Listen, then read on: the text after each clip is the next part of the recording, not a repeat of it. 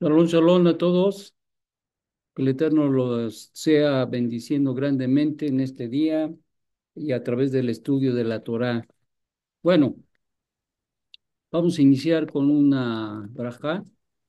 Baruch atah Adonai Eloheinu melech haolam asher quitzanu b'mitzvotav v'tzivanu al divrei Torah. Amén. Amén, Es tu Señor Rey del universo que nos has mandado el estudio de tu Torá. Baruch Hu, Baruch Shemo. Amén y amén. amén, Ok, bueno, pues hoy vamos a iniciar un tema muy bonito que tiene que ver con la historia. Muchas veces uno se pregunta cómo fue que el judaísmo netzarita permeó hasta nuestros días, hasta esta generación en la cual nos ha permitido el Eterno vivir.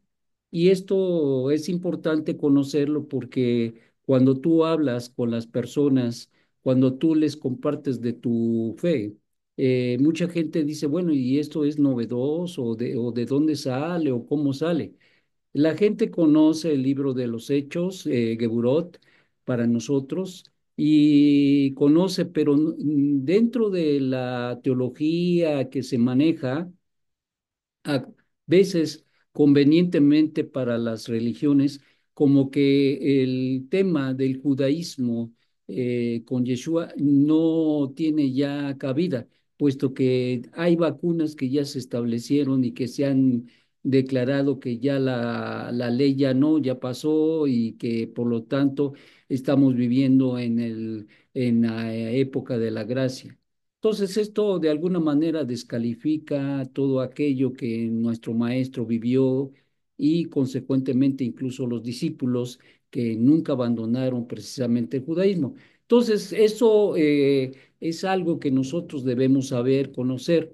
Y hay muchas preguntas que están en el aire, hay muchas preguntas que no se expresan o a veces las tenemos acalladas ahí y que necesitamos nosotros saber y conocer a fin de tener un panorama amplio y respecto de el tema precisamente del desarrollo del judaísmo netzarita hasta nuestros días. Entonces, vamos a mirar, vamos a ver con la ayuda del Eterno, vamos a ayudarnos a mirar y a ver de una manera extraordinaria este tema que es muy interesante y que nos va a llevar probablemente dos o tres clases el poderlo mirar, si no es que más. Bien, bueno, pues iniciemos.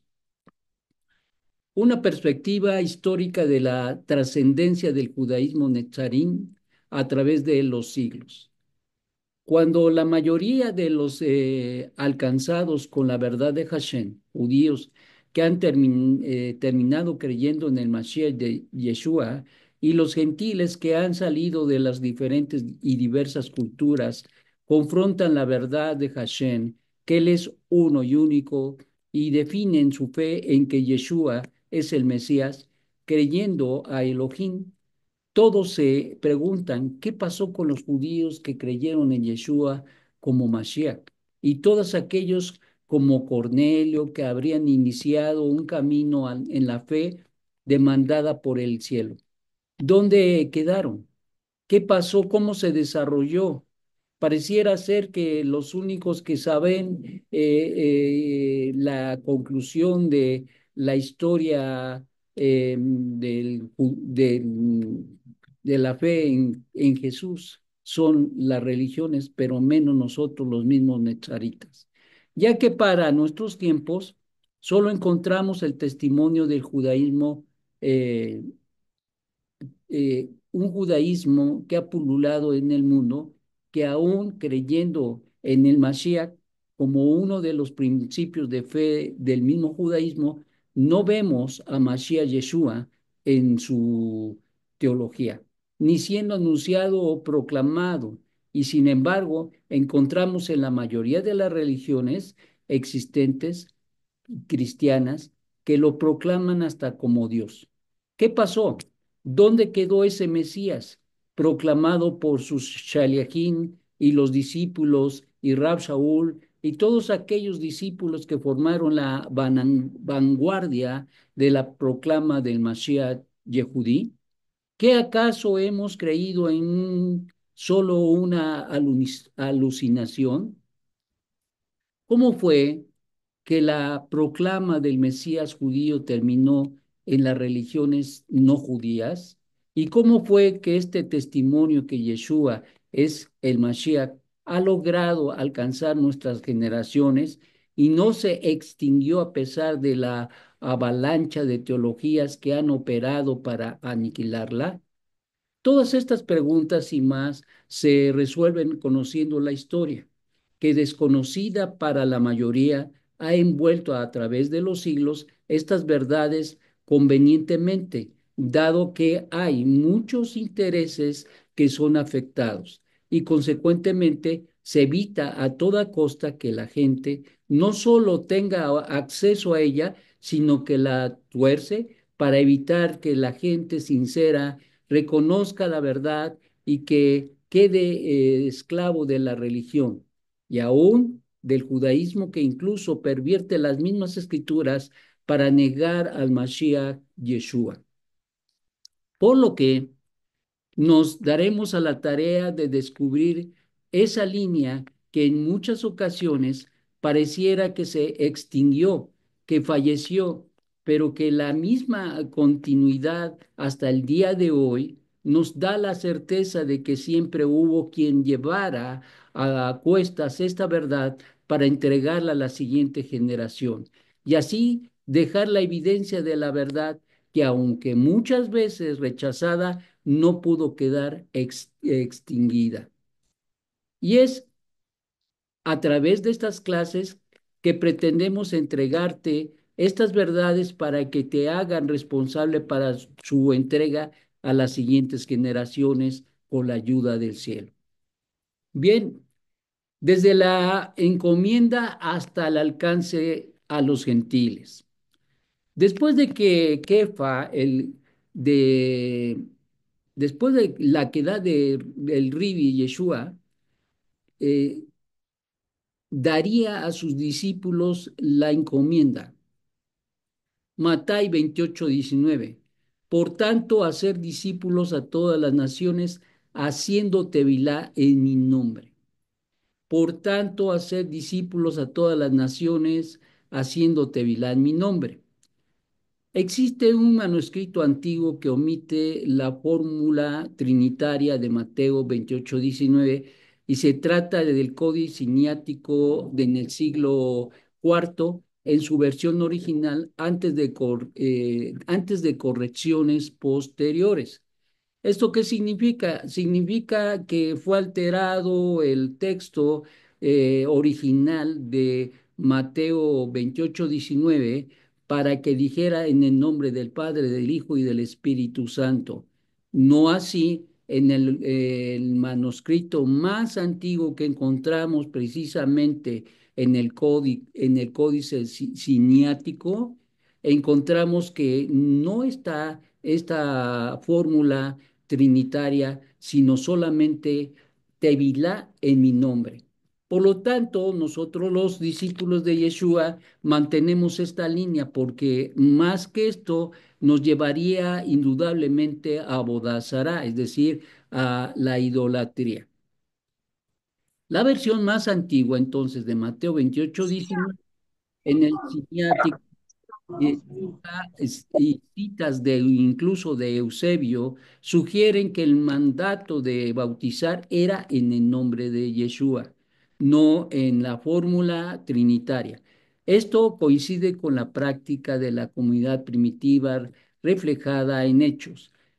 Bueno, esto como eh, un informe, como un extra para ustedes, pero entendiendo que a partir de esta demanda de parte de nuestro Santo Maestro Yeshua en Mateo 28:19, una encomienda que habría de dar a los discípulos, por tanto, hacer discípulos a todas las naciones, haciendo tevilá en mi nombre.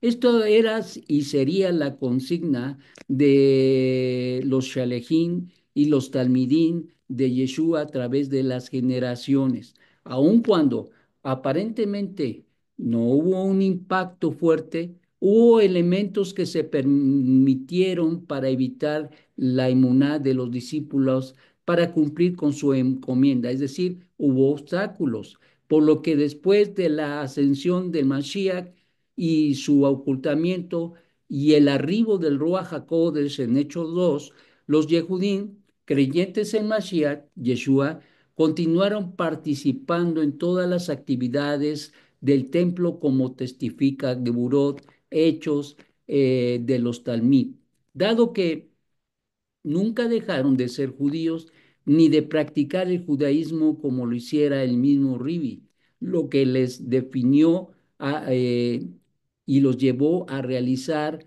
Abodá Hashem, el servicio al Eterno, conforme a los ritos establecidos por el mismo judaísmo. Por este mismo tiempo, dos situaciones habrían de suceder.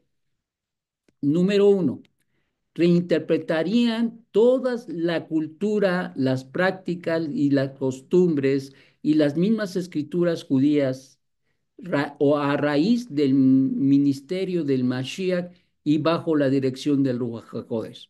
Reinterpretar toda la cultura, las prácticas y las costumbres y las mismas escrituras judías a raíz del ministerio de Mashiach, es decir, de su aquedad, es decir, de la redención expresada y traída por el Mashiach, que sería un parteaguas para que todos, absolutamente todos los Shaliachim y los Talmidín de Yeshua pudieran entonces tener una perspectiva correcta acerca de las escrituras, ya que desde su primera disertación en el templo y posterior al derramamiento del Ruach HaKodesh, Kefa, fue capaz de iniciar esa reinterpretación escritural. Ahora con el Mashiach, habiendo entregado por su aquedad la redención para Israel y para el mundo. Esto quiere decir que en el tiempo en que se esperaba al Mashiach, había llegado y por lo tanto los cambios sustanciales, la redención, el perdón de los pecados, la justificación y todos los elementos de bendición prometida se estaban dando, ya se habían dado con la quedad de Yeshua. Por lo tanto, con lo primero que tuvieron que confrontar los discípulos fue con cambios extraordinarios, ahora con Mashiach ya, ahora con la redención ya, ahora con la justificación ya, ahora con el perdón de los pecados ya, y consecuentemente todo el caudal de bendición que el Eterno había traído y dado a través de Mashiach Yeshua. Esto, por lo tanto, traería y trajo una bendición muy importante para ello. Entonces, vamos a mirar un poquito, permítame,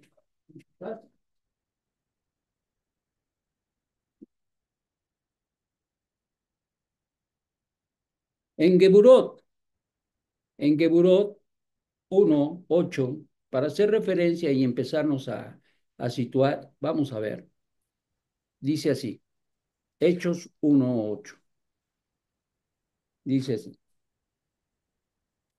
Pero recibiréis poder cuando haya venido sobre vosotros el Ruach HaKodesh, y me seréis testigos al mismo tiempo que en Jerusalén, también en toda Judea, en Samaria y hasta el último de la tierra.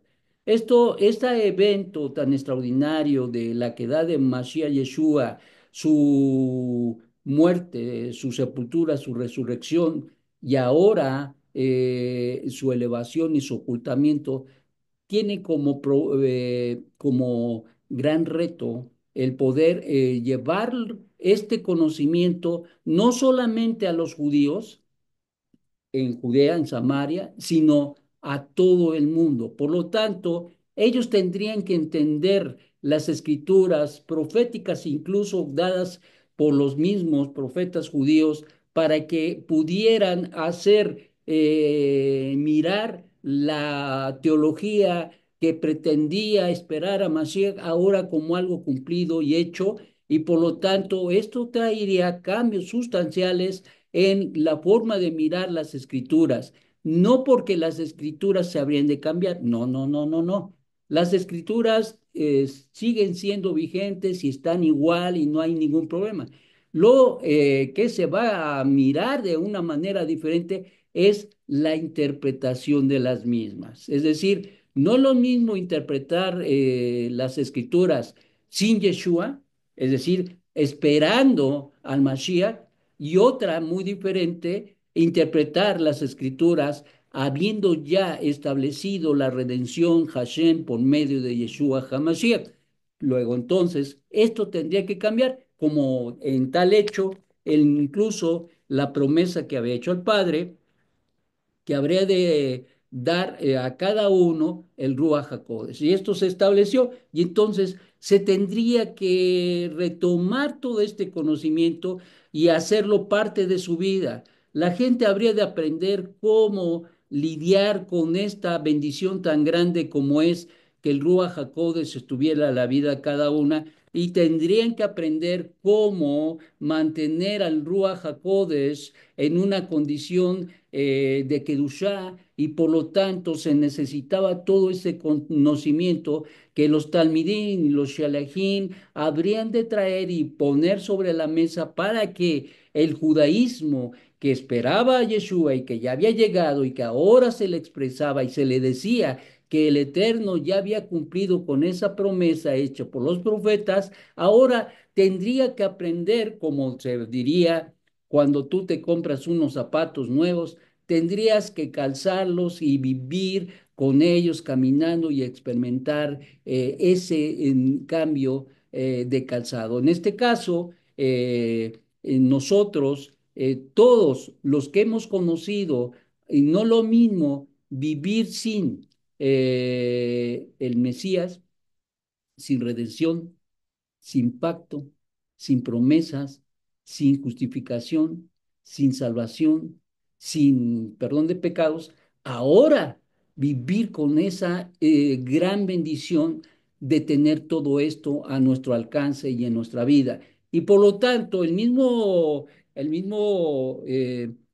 trato y la misma relevancia que toma el hecho de tener el Ruach HaKodesh y tratar en la condición que se debe tratar al Ruach HaKodesh en nuestra propia vida, ahora no escuchando que los profetas, que los reyes, que los sacerdotes tenían y poseían el Ruach HaKodesh, pero que ahora todos aquellos que han experimentado la fe y han creído que Yeshua es el Mesías, se les ha otorgado esta gran bendición de tener el Ruach HaKodesh, y por lo tanto se tendrá que aprender a tener una relación importante y la condición también, y mantener esa condición de Kedushá para que el Ruach HaKodesh no solamente permanezca en nuestra vida, sino nos dé una perspectiva de llenura. De ahí precisamente el concepto de llenura del Ruach HaKodesh. La llenura del Ruach HaKodesh, de paso, no es el tema. La llenura del Ruach HaKodesh no es que te va a llenar de 10 litros de Ruach HaKodesh o de 50 litros no, no estamos hablando de capacidad, estamos hablando de la en que el Ruach HaKodesh se moverá y se mueve en la vida de cada uno de nosotros. En la medida en que cada uno de nosotros tengamos la condición de santidad, en esa medida nosotros experimentaremos la bendición grandiosa de experimentar, de vivir con el Ruach HaKodesh, guiando y dirigiendo nuestra vida en todos los caminos. Bien. Vamos a la otra cita, 2:14 al 47. Dice así. Entonces Kefa, poniéndose en pie con los 11, alzó la voz y les habló diciendo: varones judíos y todos los que habitáis en Jerusalén, esto os sea notorio y oíd mis palabras, porque estos no están borrachos como vosotros suponéis, puesto que apenas estamos en la hora tercera del día. En el contexto de que fue derramado el Ruach HaKodesh, en el contexto de que empezaron a hablar en lenguas conocidas, en el contexto de que la gente los oía y entendía en su propia lengua. Esto es lo que está establecido. Mas esto es lo dicho por el profeta Joel. Y en los postreros días, dice Dios, derramaré de mi espíritu sobre toda carne, y vuestros hijos y vuestras hijas profetizarán. Vuestros jóvenes verán visiones, y vuestros ancianos soñarán sueños.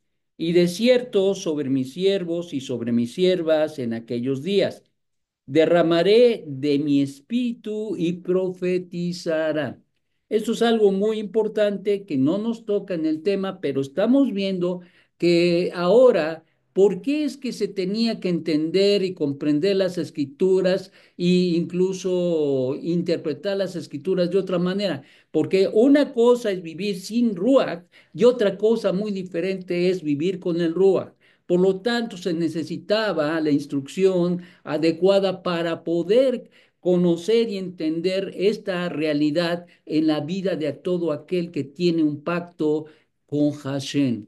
Y esto es precisamente lo que ha tratado de explicar las religiones sin éxito. Es lo que han tratado de hacer y que han caído en una serie de situaciones emocionales, de tipo espiritual maligno, etcétera, por causa precisamente de que no tienen el conocimiento correcto para poder, número uno, entender la bendición de poseer el Ruach HaKodesh, y número dos, no entienden cómo es que se da la llenura del Ruach HaKodesh, el espíritu de santidad. Por lo tanto, si no se explica desde el punto de vista judío, entonces solamente es una filosofía o ideas, pensamientos, emociones que son expresadas para que la gente crea y se mueva a través de aquello.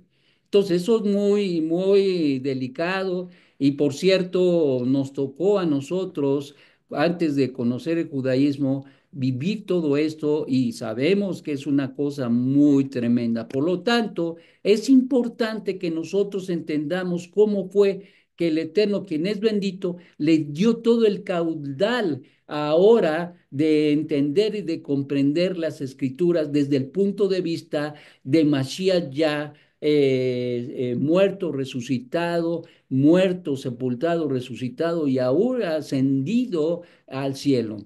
Esto implica, por lo tanto, un entendimiento de las escrituras dadas por los profetas, como fue el caso de Joel o Joel, y consecuentemente esto de lo que estoy diciendo fue uno de los puntos importantes para los Shalahim y los Talmidín de Yeshua. Tendrían que aprender. Seguimos.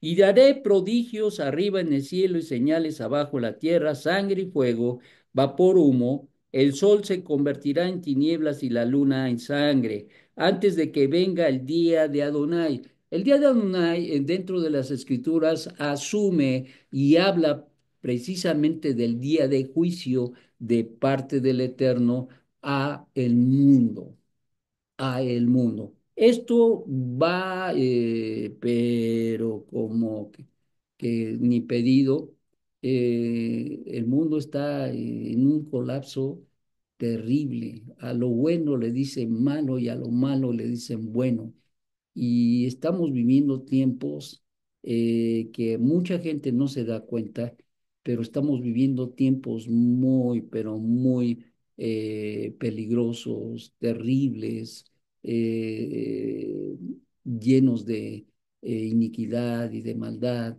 y se está generando en todos los sentidos, y no en una nación, sino en todo el mundo, todas estas condiciones, y consecuentemente esto está creando el ambiente y también el contexto para precisamente el advenimiento de nuestro Santo Maestro. No sabemos cuándo pudiera Él venir. Si dijera que viene mañana, pues mentiría porque no lo sé. Nadie lo sabe, solamente nuestro Padre que está en los cielos lo sabe, y cuando el Eterno, quien es bendito, restaurará el reino de Israel. Pero mientras tanto, lo que sí vemos es el cumplimiento de las palabras de nuestro Santo Maestro, que vemos de una manera extraordinaria el cumplimiento de esto, y en la medida que avanza el el mal, en la medida que permea dentro de la sociedad, en la medida que la gente se deja llevar y vivir de una manera corrupta, así también hay muchos que se están acercando a la verdad y sus vidas están siendo cambiadas, y esto es lo que detiene el mal, el bien. Esto es lo que detiene el mal, el bien. Y es a nosotros que nos toca vivir la justicia verdadera, la verdad verdadera, el entender verdadero de las escrituras y las leyes y los mandamientos del Eterno, que estaremos y estamos haciendo frente a toda esta situación. Bueno, hay muchos temas o subtemas en el camino, pero continuamos. Eh, y todo aquel que invocare el nombre de Adonai será salvo. ¿Ok? Todo aquel que invocare el nombre de Adonai será salvo. Varones israelitas, oíd estas palabras. Yeshua de Nazaret, varón aprobado por Dios entre vosotros con obras de poder, prodigios y señales que Dios hizo entre vosotros por medio de él, como vosotros mismos sabéis. A este, entregado por el determinado consejo y anticipado conocimiento de Dios, asesinasteis por manos de los que no conocen la ley, colgándole del madero. Aquí vemos dos cosas muy interesantes. No más me comento. Número uno, todo lo que pasó con Mashiach era un decreto del cielo. Todo lo que pasó con Mashiach era un decreto del cielo. Y número dos, que la participación del hombre impío se hizo patente.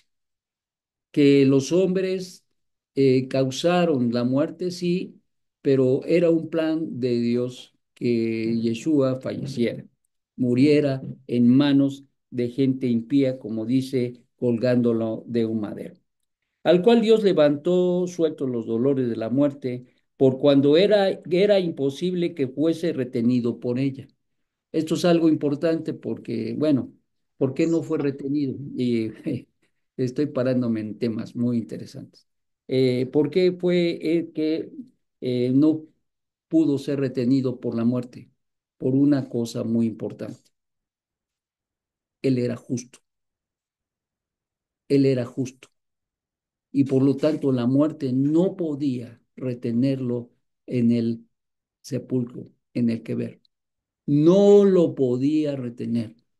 Y por eso es que el Eterno, quien es bendito, no permitió, como dice el Tejilín 2, que su alma se viera corrupción, sino que el Eterno, quien es bendito, lo sacó, lo resucitó y lo levantó. Por 40 días él trajo y dio evidencia de su resurrección. Bien, seguimos. Al cual Dios levantó de sueltos los dolores de la muerte, por cuanto era imposible que fuese retenido por ella, porque porque David dijo de él: he puesto a Adonai siempre delante de mí, porque está a mi diestra, no seré conmovido, por lo cual mi corazón se alegró y se gozó mi lengua, y aún mi carne descansará en esperanza, porque no dejará mi alma en el sol, ni permitirá que tu escogido vea corrupción. Me hiciste conocer los caminos de la vida, y a tu diestra está el gozo, Adonai. Varones hermanos, se os puede decir honestamente del patriarca David, que murió y fue sepultado, y su sepulcro está con nosotros hasta el día de hoy.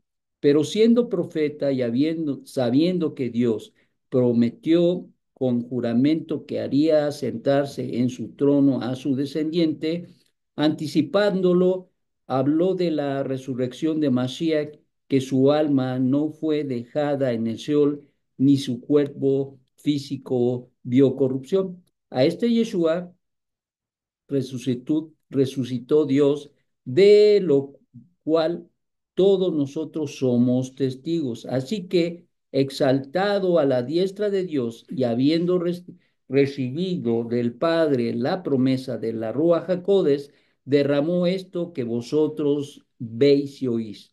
Porque David no subió a los cielos, pero él mismo dice, dijo Adonai a mi Adón, siéntate a mi diestra hasta que ponga a tus enemigos por estrado de tus pies. ¿Qué está pasando? Estamos mirando que verdaderamente se tenía que librar, se tenía que entender ahora desde una perspectiva diferente a las escrituras y entender lo novedoso de la experiencia de la resurrección de Yeshua y consecuentemente la promesa del Padre del Ruach HaKodesh.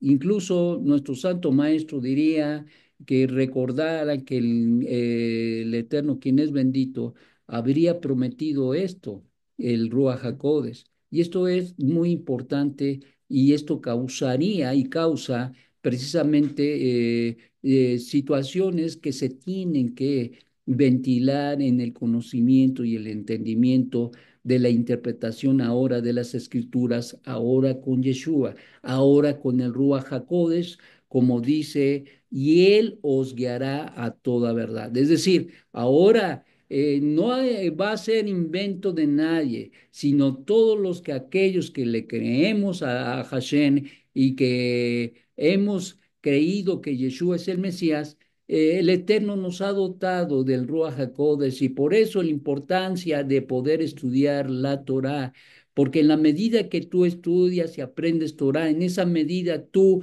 vas abriendo y descubriendo las escrituras de ahora con Yeshua dentro del contexto de las escrituras antes en la Torá, por medio de los profetas y en todos los libros del Tanaj, y ahora de una manera importante en el Jaberit Hadashah, habría de dar una perspectiva importante a través de los escritos de los apóstoles y traer una perspectiva y un entendimiento importante que solamente se puede entender y comprender a la luz del judaísmo, no de una religión que ni siquiera entiende quién es Hashem, ni tampoco, y mucho menos, quién es Yeshua, el Mashiach judío. Otra de las cosas importantes que tendría que asumir ahora la comunidad que le creyó a Hashem y creyó que Yeshua era el Mesías, con toda la evidencia y con todo el caudal de conocimiento que ahora se está revelando delante de sus ojos. Entonces, otra cosa, una nueva autoridad surge en el contexto, una nueva autoridad surge en el contexto. Sabemos que había una autoridad, sí, el Sanedrín compuesto precisamente con gente de los judíos específicamente que no creyeron en Yeshua. Algunos de ellos lo hicieron, pero bueno, muy contados, muy contados. Eh, Nicodemo fue una de las personas más cercanas en este contexto y otros más, pero fueron contados, no digamos con la mano, sino en un sentido muy específico, fueron muy, muy pocos. El Sanedrín, esta nueva autoridad sería un Sanedrín netzarita, conforme a los apóstoles y ancianos de Jerusalén. A partir de aquí, la forma de vivir y explicar los aspectos diarios de la vida y las mismas escrituras estaban en los apóstoles y no ya en el concilio. Es decir, ya si había una situación, un problema, una pregunta teológica, lo que fuera, ya no iban al Sanedrín, sino iban al concilio de los apóstoles. Lo dicho por los apóstoles, juzgad por vosotros mismos si es digno de obedecer a los hombres antes que a Dios. ¿Por qué? Porque el concilio tenía una perspectiva del reconocimiento y el conocimiento del Mesías, pero no así el Sanedrín, que juzgaba y trataba de opacar, de ocultar, de apagar, de extinguir, de aniquilar la fe de todos aquellos que le habían creído a Hashem que Yeshua era el Mesías. No se creaba una nueva religión, no se creaba un nuevo judaísmo.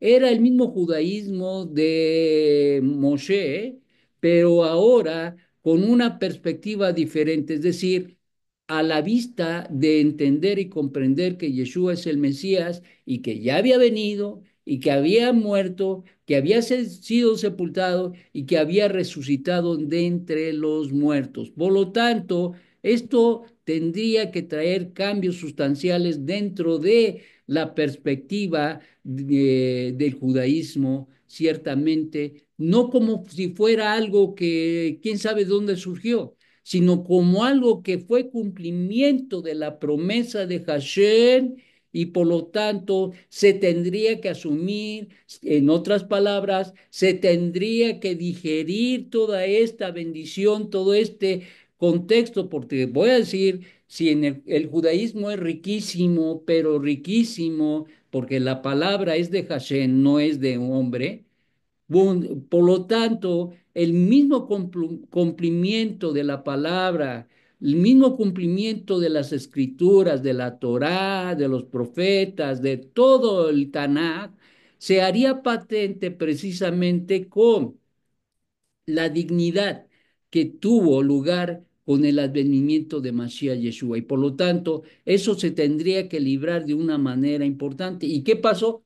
Hubo ahora ya una elevación de ahora el concilio proporcionado por los mismos apóstoles que habrían de erigir ciertamente el camino correcto para poder juzgar y entender al pueblo de Israel y enseñarles, sobre todo ya en el contexto con Yeshua resucitado. Entonces, esto era muy importante. ¿Qué pasaba con el concilio de los judíos sin Yeshua? Pues simple y sencillamente que ellos trataban de juzgar por sí mismos y consecuentemente obligaban incluso a los mismos Netzarim, los obligaban a no hablar más en el nombre de Yeshua, como está escrito en Geburot. Y esto revelaba la autoridad del Sanedrín, ya no era autoridad, que el Sanedrín ya no era autoridad a partir del rechazo del liderazgo tanto religioso como político. Es decir, esto traería precisamente eh, de alguna manera que los netzarín no se sujetarían más a este hecho. ¿Por qué? Por una simple y sencilla razón. ¿Debemos obedecer a los hombres o debemos obedecer a Dios? Decían a aquellos que callaran y ellos decían, el Eterno, quien es bendito, nos mandó a Mashiach y Mashiach nos ha dicho que debemos proclamar, enseñar y hacer tevilá. Entonces, ¿a quién le vamos a hacer caso? Pues a Dios. Entonces, por lo tanto, por eso se desechó aquí la autoridad del Sanedrín y consecuente la autoridad que obligaba de alguna manera o forma a callar a los discípulos de nuestro Santo Maestro y por lo tanto esto se convirtió hasta cierto punto en un conflicto. Por lo tanto, estos eventos, el ocultamiento de Yeshua HaMashiach, su ocultamiento, el mandamiento de hacer talmidín y la reinterpretación de las escrituras a partir de la revelación y aquedad de Mashiach causaría la ruptura entre el judaísmo sin Yeshua y el judaísmo ahora con Yeshua. Y estos dos concilios, uno tendría autoridad política y la autoridad moral, el judaísmo netzarita. El judaísmo político que seguía con el respaldo de la autoridad romana y con el control del templo y los oficios y de las mismas autoridades que continuaron poniendo y quitando según su conveniencia. Así pues, al principio, el judaísmo nezarita fue considerada una secta más dentro del mismo judaísmo de la época, porque como recordarán, el judaísmo fue y era un judaísmo pluralista en el contexto del advenimiento de Mashiach Yeshua, y consecuentemente había muchas escuelas, muchas CATs había dentro del judaísmo y consecuentemente tenían sus propios puntos de vista, sus propias derivaciones, sus propios caminos, interpretaciones, etcétera, etcétera. Así pues, el movimiento Nosrim, los nazarenos, de cuya raíz hebrea quiere decir vástago o rama, la cual es una alusión profética a Isaías 1:1, quien sería llamado Netzer, en este caso Yeshua Hamashiach, y Mateo 2:23, que vamos a dar lectura. Vamos a ver qué dice Mateo 2:23. Dice así: y habiendo llegado al pueblito de Nazrat, en hebreo Nezer, fijó su residencia allí para que se cumpliese así lo dicho por el profeta, que sería llamado Netzarita. Netzarita. Esto tiene que ver con el cumplimiento de la profecía, dado que Yeshua cumplió, vivió, experimentó la profecía de una manera importante. Y entonces, esto tiene que ver por el hecho de que el nombre del cual fue identificado a nuestro santo maestro y a sus discípulos como los Nosrim. Ahora, los líderes del movimiento Netzarita no se preocuparon por la dirección política de la nación. Ellos no se preocuparon, no se metieron en la política. En respuesta, la pregunta dada a Yeshua, que si se restauraría el reino de Israel en ese tiempo, Geburot 1:6, les dice el maestro que de ninguna manera, que el tiempo solamente y la condición solamente lo conoce el Padre, y por lo tanto, él no podría decir que sería mañana o pasado o dentro de 10 años. Entonces, esto es importante. Geburot 1:6. De manera que ellos, siguieron aceptando el liderazgo político del concilio judío, viviendo judíamente, pero desde la perspectiva netzarita. Ya no lo mismo vivir el judaísmo sin Yeshua o vivir el judaísmo con Yeshua. Y esto es precisamente, aun cuando se viera y se vea muy hermoso, muy importante, muy profundo, la realidad es que te voy a decir que mucho de lo que se ha dado y se dio con el advenimiento de Yeshua, nuestro santo maestro, muchos judíos no lo entienden. Hay muchos judíos con mucha sabiduría, con mucho entendimiento de las escrituras y lo entienden, pero hay muchos que no. Y esos que lo han entendido a la larga procuraron su fe en el Mesías de Israel, Yeshua. Es decir, que ocultamente incluso hay muchos maestros en el judaísmo sin Yeshua que han creído que Yeshua es el Mesías, pero muchas veces callan por razón de prejuicio o de muchas otras razones, pero que al final del día, eh, tarde que temprano sale a la luz que ellos creyeron y creen que Yeshua es el Mesías. Y en el proceso, el respaldo de las obras extraordinarias que el Ruach HaKodesh realizaba, respaldando a los líderes netzaritas. Es decir, hubo y había una situación que debían vivir y vivieron, y consecuentemente algo que no tenía el judaísmo y que marcaba y señalaba y le daba el reconocimiento a la línea netzarita por el cielo era precisamente las sanidades, los prodigios, los milagros, los nisim que se hicieron y se hacían precisamente del cielo en el nombre de Yeshua. Y esto les caía como bomba. Ahora sí, no somos yucatecos, pero como bomba les caía. ¿Por qué? Porque ellos no querían aceptar que Yeshua era el Mesías. Sin embargo, los prodigios, los milagros que le siguieron y le siguen a los discípulos de Yeshua es el respaldo de parte del cielo.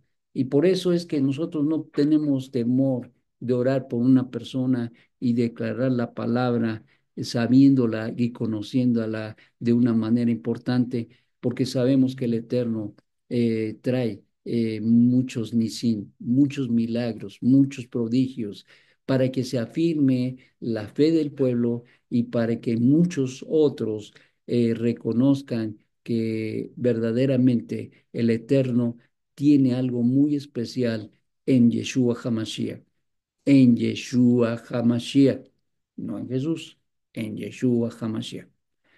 La réplica de la oposición al Mashiach Yeshua. Desde luego que, ¿qué pasa? Se empieza a dar la oposición.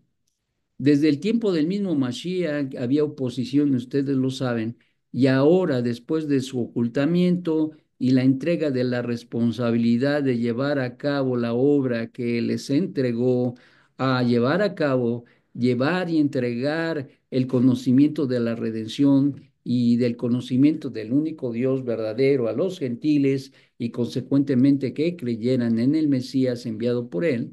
Esto trae una condición de oposición tremenda en contra de Mashiach Yeshua. Aun cuando él estaba oculto, entonces los discípulos que habían sido encargados para poder llevar a cabo toda la labor, empiezan a encontrar tropiezo tras tropiezo y la gente no los ve bien y todo aquello. Veamos, cuando el judaísmo sin Yeshua comenzó, a fortalecer su testimonio, las otras sectas y grupos del judaísmo sin Yeshua comenzaron a darse cuenta que los Nisrin no atendían a la autoridad que les prohibía no hablar en el nombre de Yeshua. Donde quiera que iba, detrás de él, Rab Shaul, venían los judaizantes y la gran influencia que tenía ahora con el pueblo se hacía patente y el testimonio que llevaban a los gentiles era aceptado. Entonces usaron su influencia política, el judaísmo sin Yeshua, y sus recursos para frenar a como diera lugar a los Nezarín, yendo detrás de ellos para destruir, prohibir, descalificar e implantar la Torá sin Yeshua, causando que llevara el caso de Al-Beit Din de Jerusalén, liderado por Jacob, el hermano de Yeshua. Recuerdan que iban detrás de Rab Shaul y querían y obligaban a los gentiles a circuncidarse para ser parte, hacerse conversos, y eso ahora, eso fue una de las cosas que tenían que aclarar y decir y enseñar es precisamente por qué ahora ya no la circuncisión para los gentiles y por qué sí el pueblo de Israel. Bueno, es otro tema, seguimos. En otras palabras, el movimiento Netzarín está arrasando con todo territorio, cumpliendo con el mandato de Yeshua de ir a Jerusalén, Samaria, Judea y hasta el último de la tierra, lo que causó en los adversarios un Ain Jara, una gran envidia por la influencia que estaban teniendo en la vida nacional de Israel y que por lo tanto se sentían amenazados y con la posibilidad de perder sus posiciones de poder, tanto político como religioso, que fue precisamente incluso la réplica de lo que pasó cuando nuestro santo maestro enseñó por 3 años en Har Israel. Las diferentes teologías comenzaron a girar alrededor del Ribi Yeshua. Así que los judíos se dividieron en dos grupos dependiendo de la posición tomaban con respecto a Yeshua, es decir, los que sí lo aceptaban y los que no lo aceptaban, lo que tuvo un doble efecto. El primero sobre el judaísmo no netzarín, sin Yeshua, y en el segundo sobre el judaísmo netzarín mismo. El judaísmo sin Yeshua comenzó a unificarse y a pasar de un judaísmo pluralista a otro monolítica. Es decir, se empezaron a conjugar, a conjuntar y a tratar de ser un bloque, pues. Y el segundo, Netzarita, a definir mejor su identidad como movimiento independiente dentro de Israel. Las implicaciones teológicas se levantaron como el lugar de los sacrificios cruentos, el lugar de los sacrificios cruentos en el templo de Jerusalén, frente al perfecto sacrificio de Mashiach sobre el madero y así sucesivamente. Es decir, ahora ya se empieza a ver, ya empieza a haber un conflicto. ¿Cómo es que llevemos o cómo vamos a entender los sacrificios demandados por la Torá que se deben presentar en el templo y que los llevaban a cabo los Kohanim y los Levín? ¿Cómo es que se va a llevar a esto, puesto que el sacrificio excelso de Mashiach ya fue dado en el madero? ¿Cómo esto tendría que aclararse? ¿Cómo entonces se va a vivir? ¿Cómo vamos a entender esto? Y por eso les digo que lo que cambió básicamente fue no la teología, pero sí la interpretación. La interpretación. Una cosa, la interpretación sin Yeshua, pero ahora se tendría que haber un cambio profundo con el Mesías de Israel, ya habiendo incluso llevado a cabo la queda.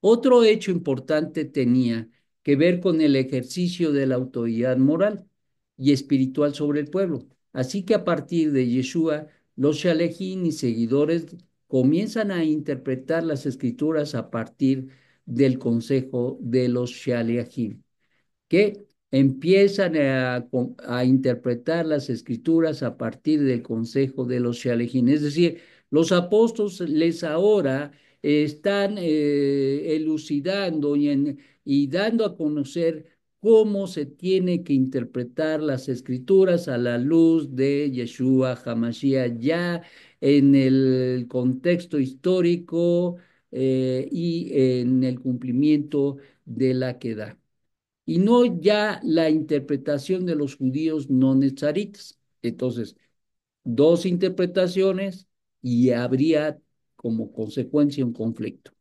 Por lo que se inician las persecuciones, pues ya el judaísmo sin Yeshua piensa y entiende que está perdiendo la plaza, está perdiendo los recursos, está perdiendo al pueblo, está perdiendo su fuerza, está perdiendo su poder, y por lo tanto ahora el único recurso que tiene es: si tengo el poder y Roma nos respalda, si tenemos ahora el control político, pues entonces vamos en contra de el judaísmo con Yeshua y empiezan las persecuciones para por fuerza detener el judaísmo con Yeshua, que comienza a considerarse como un movimiento herético, no porque sea herético, sino porque lo hacen herético a la luz de interpretar a las escrituras, no cambiar las escrituras, sino interpretar las escrituras a la luz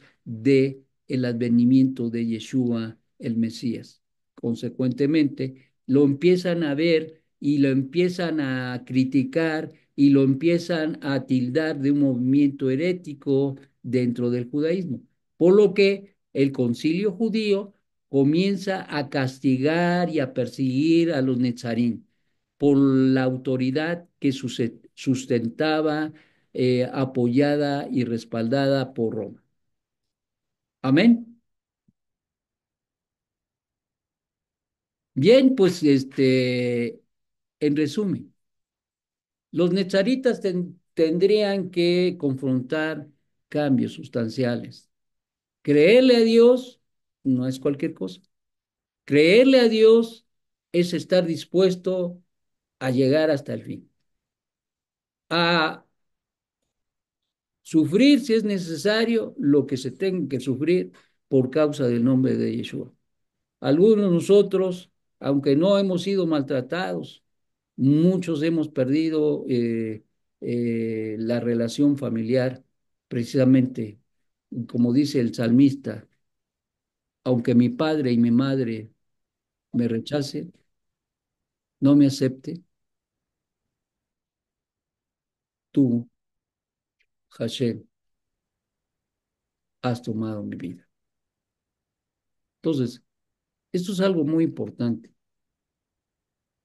Eso se trata de convicción, de tener la convicción para poder vivir el judaísmo con Yeshua, para creerle a Dios, la valentía de creerle a Dios, porque es Hashem el que prometió a Yeshua, el que prometió al Mesías que traería la redención y la trajo, y ahora que le hemos creído tendremos que tener el valor de defenderla y de hablarla y proclamarla.